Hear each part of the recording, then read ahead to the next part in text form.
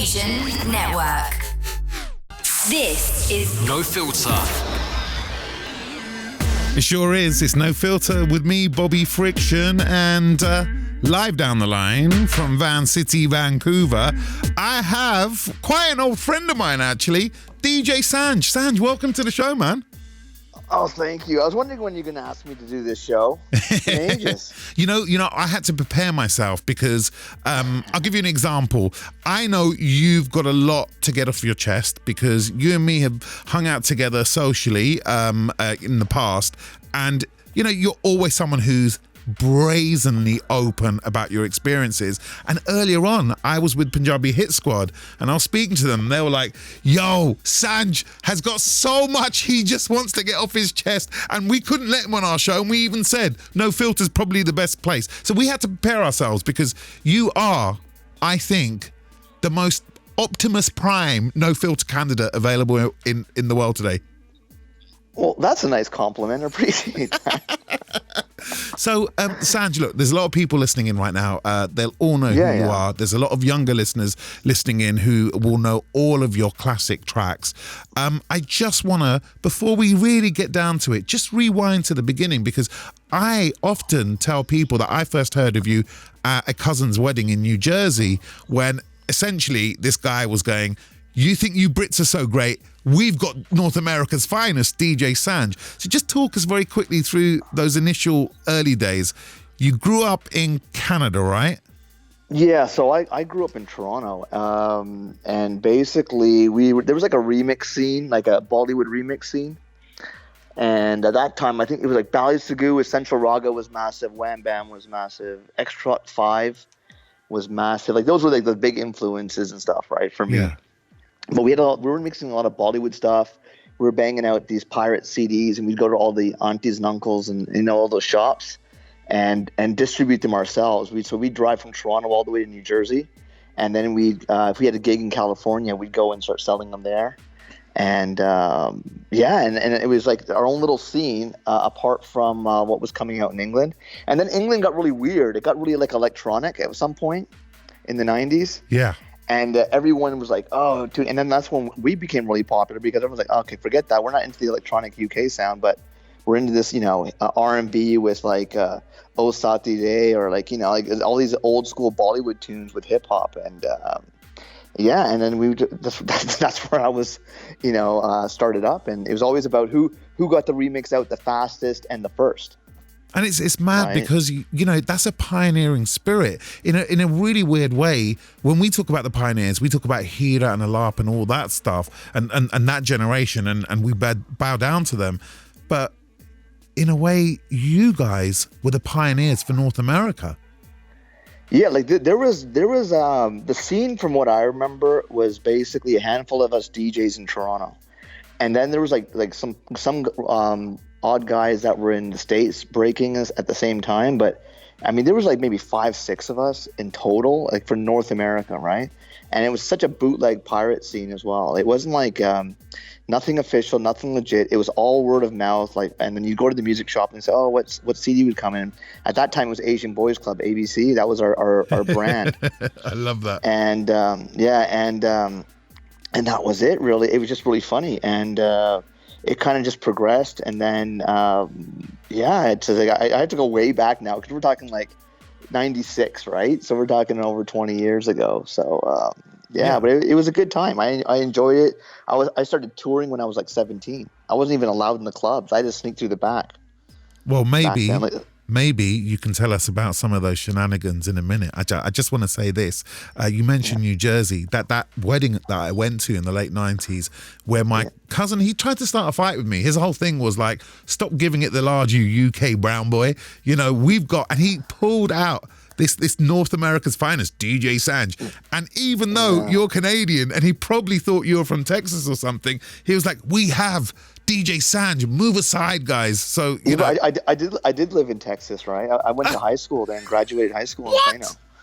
Yeah. Well, I mean, I've lived everywhere, right?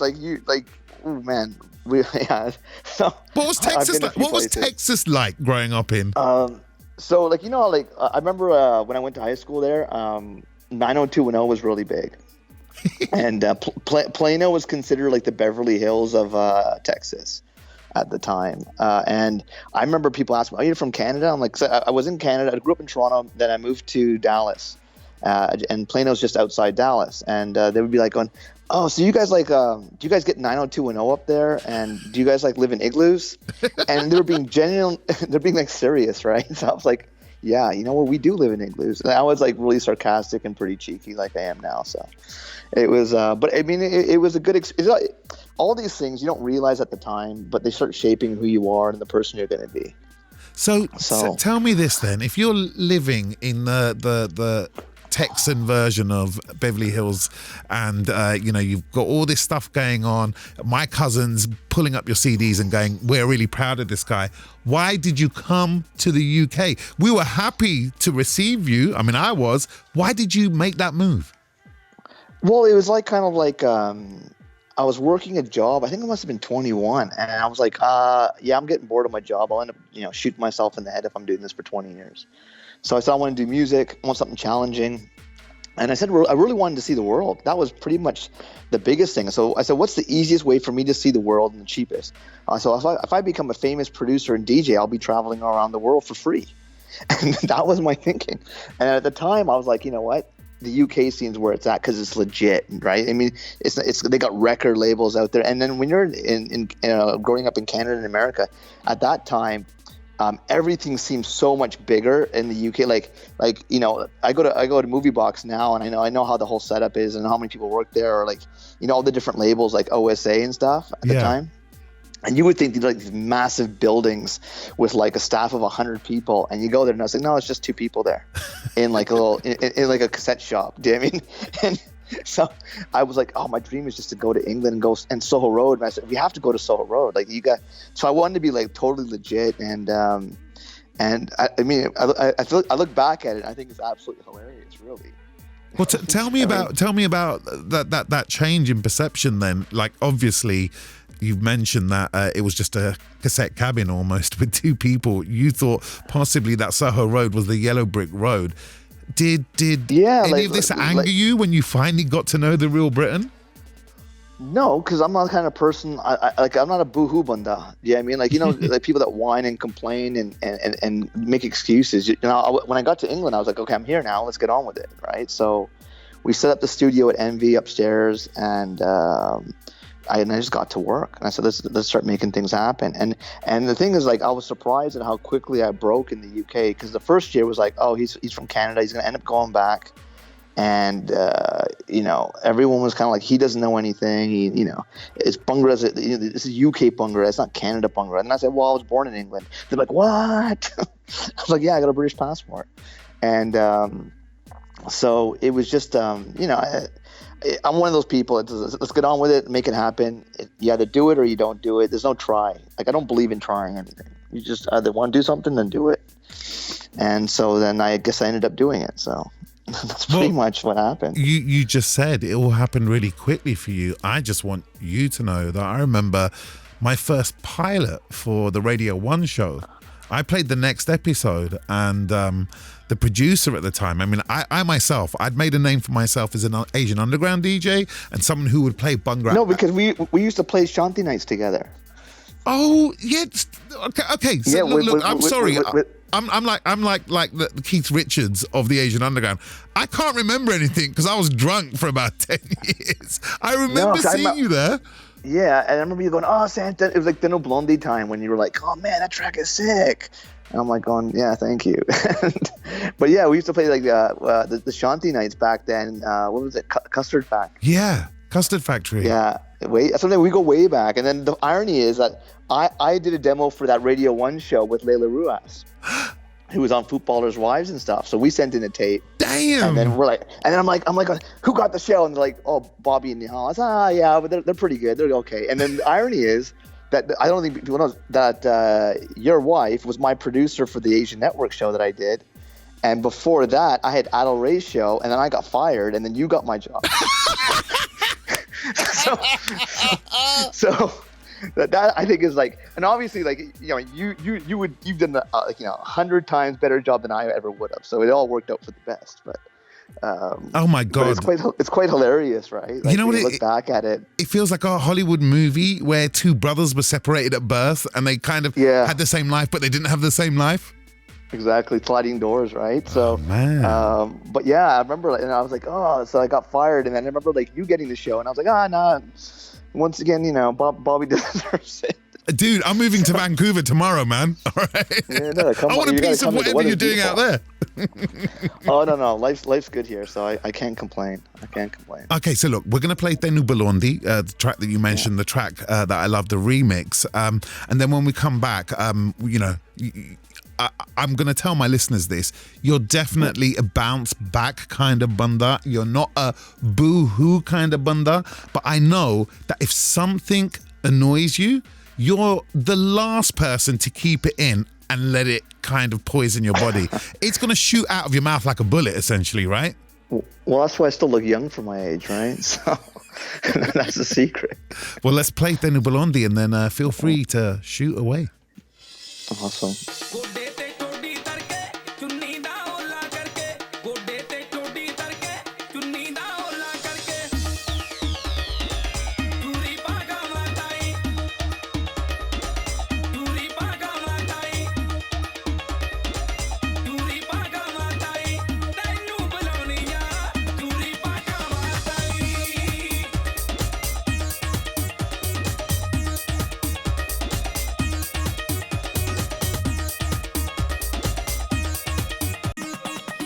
This is No Filter. Sure is No Filter with the one and only DJ Sanj, who's on the line live from Van City. So Sanj, let's talk about the glory days very quickly, okay? And this is what I class as your real glory days. You may differ in this opinion. For me, the glory days, personally, were getting the Radio 1 show and doing that. And I felt like you were at the top of your game at that point, in the sense that everyone mentioned you when they talked about Bhangra, when they talked about British Asian music. You know, Zeus was coming through, Aman Hair was coming through, and it was all about the remixes that you did, the bootlegs that you did, and also the original music that you did. Were those glory days for you? When you're in it, you don't realize it, because the perspective is like, now I can go back and say, oh, from 2001 to 2006, I was killing it. You couldn't touch me with the amount of product I was putting out. I mean, I was releasing so much product that the label's like, listen, we can't release any more DJ Sanj tracks. You need to come up with different names. So that's when I came up with Lil'sach. I was like, okay, well, that's my brother. Throw my brother's picture on the cover, and I started dropping. Yeah, we all assumed Lil'sach was your younger brother. Yeah, but it wasn't. It was just me. But the label was like, come on, man. Like, 'cause a lot of the other artists were getting upset, going, well, you just keep banging out Sanj tracks every week. And they're like, we can't keep up. And everyone was complaining about that. We can't keep up with him. Oh, he just sampled the latest Dr. Dre record and threw a track out in a day. And they're like, well, what do you want us to do about it? And so they came back to me, and I said, well, okay, I'll just do Lil'sach. And then bang, boom, let's got it. Okay, they saw it in Mitranda, like Sony Lenge Wali. Let's keep banging them out, right? So at that time, I look back, and I was on fire at that time. But then, Can I just quickly ask about Sach? Like, how did he keep the pretense up? Because, I interviewed him. He was all over the place as an original artist. How did you have to go home and plan it on a board like Master Criminals? You're going to be asked this, Sach, and you need to say this. No, he was more, we didn't care. Like, so Envy, like me and Raj and company, right? We were so like, we never took it very seriously. It was never that, like, it was never that much thought put into it. It was just like, okay, let's bang out another name. Oh, I got a picture of him. Throw the picture on. We'll see what happens. And we never thought about it much. And then I said, okay, I'll get my brother to call up, and he can just say whatever he wants. There was never really that much thought put into it. And we thought, like, it was our own inside joke. Wow, right? This is what Prince used to do. Prince used to record, I mean, literally the same as you. He used to record so many tracks. He'd give away the tracks to artists under his own label. And it's only now, years later, we find out that he did all the production, he wrote all the tracks, and they would turn up and basically either sing the song or sometimes not even sing the song. This is madness, bruv. Yeah, but the funny part is everyone like every now, hey, so where's Lil'sach, man? He needs to drop some tunes. And I'm like, okay, well, I'll speak to him for you. Don't worry about it. All right, I want to ask you something else about those times now as well, and that is, the British Asian music scene was growing from strength to strength. There were different sides of it. You had, the kind of artsy side, Nitin Sawhney, Talvin Singh. You had the Bhangra side. You had the rappers coming through, but the Bhangra side, for many of us, was still very. I think the right word to use is quite a ghetto industry. You get me? How did you navigate that? Now that I have known you all this time, I know you always want to be professional. I mean, you can swing with the lowest of them, as in you can defend yourself, but the actual industry itself was a bit of a dark place for some artists. How did you navigate that? Well, the thing is, like I've got a lot of success under my belt on doing different things, and it comes down to one, I'm stubborn. And the second is I don't compromise anything. I won't compromise. If I don't want to do something, I'm not doing it. And this is why, like, when I refuse to do artist albums now, because like that was like watered down by sound, and it would just always end up crap. Like all my artist albums were like crap, to be honest. But back at the industry wise, number one is I was very open minded, like loud spoken from the beginning. I'm going to say my opinion whether you like it or not. And I don't really care if you like it. Who cares, right? It is what it is. And because I dealt with distributing, like I physically went out and distributed CDs and cassettes and put my own money behind it. So when Envy was doing that, we were driving around in a BMW 3 Series with like cassettes and CDs in the back, and driving to London and going to ABC and going to Movie Box, and we were distributing ourselves. I was the only artist on the label. Number one, we were the youngest label. Like it was all youngsters. Everyone else was all uncles running it. And I was hands on. I knew what the sales were. I knew what the margins were. I knew how we should cut down cost. Like I knew the whole business end of it, right? Because I was interested in that. And I knew, okay, you know what? If I'm making this much on this album, okay, I'm gonna bang out another album. I know I'm gonna make that much on that on the next one. Right. And so my mindset was completely like, I had never considered myself an artist. I'm like, everyone else is like, yeah, I'm an artist. I got to express myself. I got to feel it. I'm not interested in that, man. Yeah. I'm going to bang out some records. I'm going to entertain people. I'm going to travel the world for free. And, and that's my thing. And I'm going to learn the business, and I'm going to apply that to other things I'm going to do in my life. So I had always clear vision of everything. Yeah, no, and we feel that from you. But hearing this now in retrospect, and you saying, "I'm an artist and I need to express myself." Did those people annoy you? I mean, you were coming through with a whole new generation of Bhangra producers. Did you connect with any of them, or did you feel yourself as a lug, as separate from them? How do I say this without offending anybody? Just say it. It's no filter, bruv. Yeah. So my whole thing is this, right? Like, and this is not just music, with work. It's with my personal life. If I like you, I will talk to you. If I don't like you, I'm not going to talk to you. Like, why would I talk to you if I don't like you? The other thing is, like, say if I'm an accountant. If I'm an accountant, you got colleagues that have similar interests. You guys have similar level of education, and you can get along with your colleagues, for example, right? Or like if you're a bunch of doctors will talk shop and whatever. I never liked talking to anybody that was in the industry. I just didn't, because number one, I was always the smartest person in the room, and they're talking about, like, for example, I'll give you an example, right? So Dustja was mixed on Polk Audio home speakers, right? Wow. And everyone, and there were like maybe $300 speakers. That's all I could afford. So I brought them from Canada. I said, I mix on these, and everyone's like, oh, you don't have the Genelex, bro? The Genelex blah blah model, blah blah model, and then, oh, you don't have this sound card, blah blah blah, and they're talking about all that. Where all I'm thinking about is, listen, I'm gonna make a hit record. I don't really care. It doesn't matter. Like, it doesn't matter as long as I'm getting the results. Why? Like, who cares? What my speaker is, what speaker I'm mixing on, or what computer I'm like. I never cared about these things.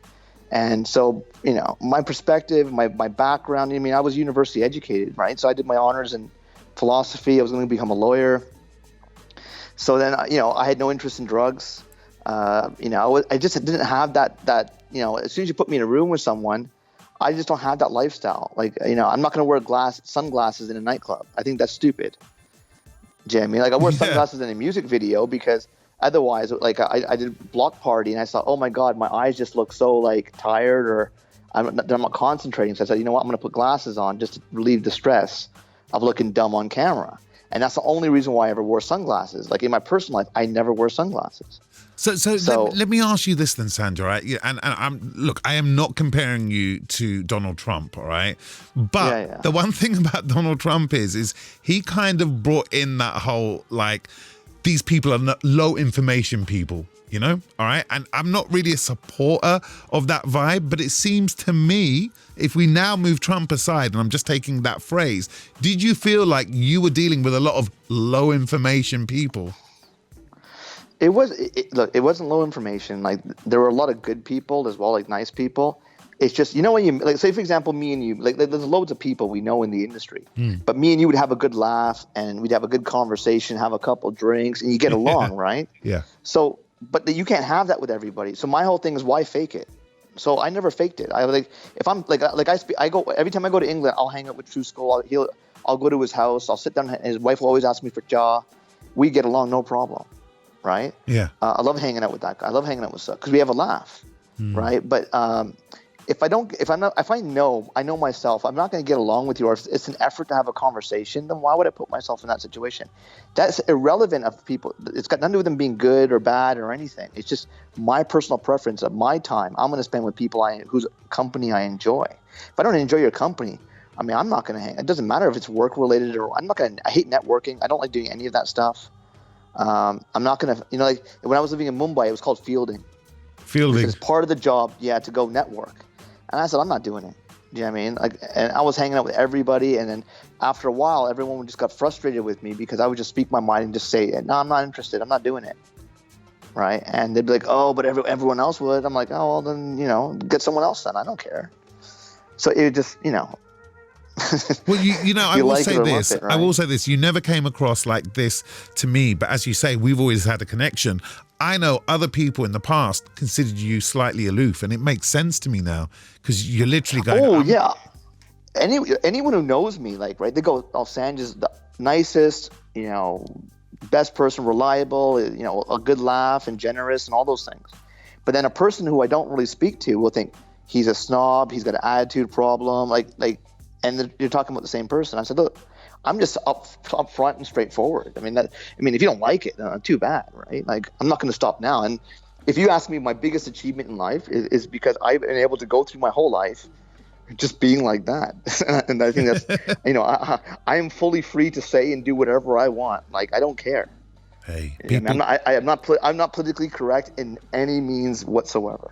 Hey, so many people in this life, all they want is that freedom. If you've got that freedom, you're liberated. And they're scared. Oh, I don't want to say this. I don't want to hurt their feelings, or I don't want them to get mad at me. Or I don't care.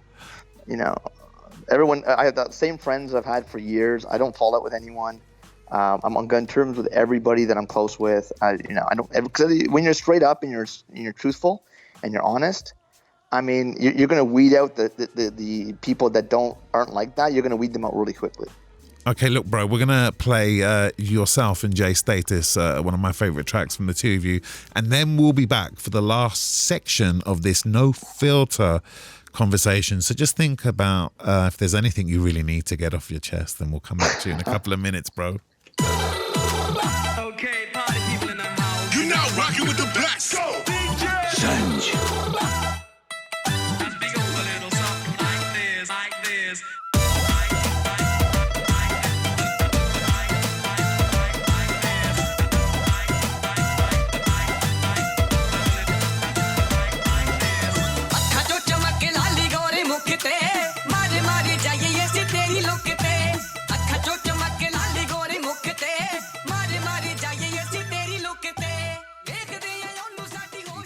Can I just say, before we carry on, the few times that we did chill together, we properly chilled, all right? And I miss you, man. Well, that was the thing when they said, oh, so Bobby wants you in person. When do you come back to England? I was like, you know what? Not for at least a year. it's going to be a while. Well, right? so tell me what's happened, because I'm hearing stuff from some people. Some people are like, "Yo, he's retired. He's semi-retired." You got other people, and I heard this as a rumor about a year and a half ago. He's made so much on the stock market, he doesn't need to work anymore. There's all these rumors flying around. I wouldn't be surprised if you'd made loads of money in the stock market. I all of it's true. Oh, so right. for once, all of it's true, because I was thinking, wait a minute, what are the rumors? Yeah, and then look, I'm very fortunate. I'm comfortable. I have a great lifestyle. I still get up at 5 a.m. Every day. And yeah, I mean, I got nothing to complain about. Literally, I got nothing to complain about. Okay, so is that why things have, I'm not going to say they've taken a downward turn, because obviously they haven't, listening to you. Is that why the music is intermittent now? Is that why if I phone you up, you're going to be in Van City in Vancouver? I can't just meet you in Birmingham. I'm just trying to work out, what happened spiritually for you to go, I'm out of here. I don't need the UK anymore. No, it's got nothing to do with me needing the UK or anything like that. I just think I've had a great career, and why go back and repeat anything? It's done. It was bookended nicely. As soon as I hit 40, there was always a plan in my head. As soon as I hit 40, I want to do other things with my life, and I have other interests, other goals. And the music industry itself, it's geared towards the youngsters, right? At 44, I don't want to be in a nightclub with 19, 20-year-olds partying and drinking. I have no interest in that. Yeah, I should stop. I think I should stop that myself. No, but it's just, I don't want to go. So if I don't want to do it, I'm not going to do it. And the other thing is that I don't listen. The music that comes out now, everyone says, oh, it's this or it's that. And the same criticisms that people are getting for the music now, I was getting when we were, or a bunch of us were getting it when we were doing it. It's a generational thing. Now, I can honestly say I don't relate to a lot of the stuff that's being made right now, which is fine. I'm not supposed to. I'm 44. Some of these people, I could be their dad. Do you know what I mean? So I've gracefully left, and if I drop a record here and there, everyone's like, oh, you know what? What about your views? Or you need to pay someone to get the views, or you need to do market. I said, I'm not doing any of that stuff, man. I have no interest. It's going to go out there. If people want to listen to it, listen to it. If you don't. It makes no difference to me. But I'm only going to do the things that I want to do when I want to do them. That's it. I mean, and that's pretty much it. And the other thing is, I was having a conversation with someone a few days ago, and I was like, that 6 to 8 hours it takes to sit down and mix and produce a record and record it and do all that stuff. I physically don't have that time to chill time of 8 hours to spend on doing a song. So what are you doing? What are you doing? Are you watching multiple screens going, look at my stocks, baby, look at my stock? I'm just trying to find out. No, I kind of I've got a bunch of different businesses that I run. One of them is Billionaire Events. I'm involved with ElitePrizes.com, which is a UK-based raffle company. Definitely check that out. And then I got B Coalition, which is a clothing line which I use to fund my charity endeavors. That was the best ever secret subliminal advertising I've ever heard on the BBC. Exactly, that's how you do it, right? And then I got properties I look after. I spend a lot of time with my parents because when I was traveling for 15 years, I never spent a lot of time with my family. So I get to hang out with my dad every day, my mom, and we go on weekend trips away. I took my dad on a road trip and picked up an old E46 M3. And that was, for me, that was an amazing experience, right? I said, okay, let's create an experience. There's always this car I always wanted. It's in Edmonton, Alberta. Let's fly there, pick it up, and drive it back. And my dad's like, okay, cool. And we had a blast, right? So I'm creating those kind of experiences for myself. And I'm enjoying it. I mean, there's nothing like that drive to produce the music and do all that. It's not there anymore. So why force it? I mean, I'm happy with the way it ended, and I'm good. I mean, the irony is, you just used the word "I'm happy the way it ended." So to me, chilling out with your mum and dad, which is a blessing for anybody, and subconsciously saying "I'm happy the way it ended." You have retired, really. I mean, I know you can always come back, but in your head, you've retired. Yeah, 100%. Because the thing is now, like, like for example, I'll do 10 bookings a year. Like, so I do 10 weddings or corporate functions a year. That's it. And I do that because whoever's booking me, they're hardcore fans. Yeah. Because I just did a wedding in Calgary last month, right? And the guy was just a hardcore fan. He was like, "Oh, I remember buying your CDs, and I'm like, you have to be at my wedding." And we'll go and we'll do that.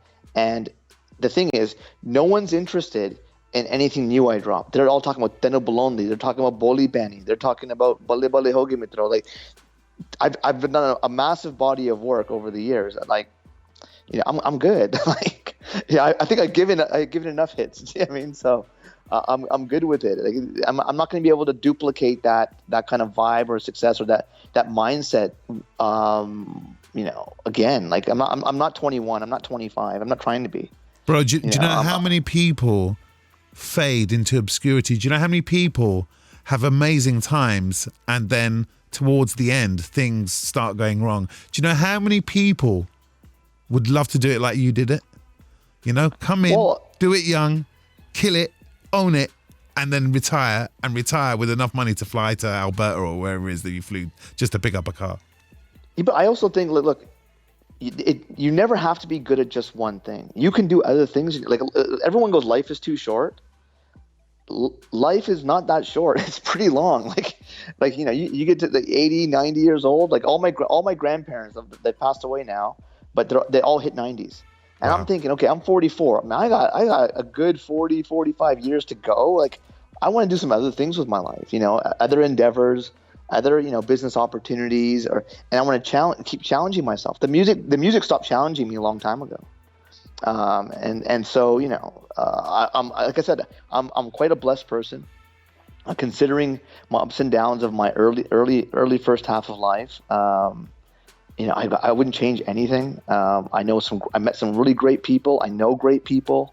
I have a lot of love around me. I share a lot of love. You know, I get to do a lot of I get to give a lot to people around me. And so, you know, I don't know what I would change or like, I don't miss any, like, I don't miss it. So if I don't miss it, then, you know, it's all good. Like, you know, and now on Spotify and all these things, if you want to listen to my music, you can listen to it anytime, or even stuff you never heard. Like, I must have done like 500-600 songs by now. Like, you know, just go and enjoy it. It's all good. Bro, I think that's the perfect way to end this No Filter. And in a really weird way, instead of coming here and opening your emotional guts or talking about this happened to me when I was a child and then I thought this, I mean, which is all great because No Filter is. But I told you, I'm not a boohoo bunda. Like, I'm like, Bobby, this is like, I don't do any of that stuff, man. You know what I mean? Bro. So it's just, you know, but it's been a pleasure. Honestly, it's been a pleasure. Look, I called you this before. I'm going to say it again. You're a legend in the game. It was very instructive listening to you today. I'm going to finish on the next episode a track I still drop almost month in, month out on this show, so many years after its release. And Sanj, you know, please, anytime you want to go to Alberta and pick up a car for me, I'm ready, yeah? Well, listen, when are you going to come to Vancouver and visit me? Yeah, I need to get Vancouver down on my list of world travels very soon indeed. Thanks a lot, bro. No, appreciate it. Thank you so much. Asian Network.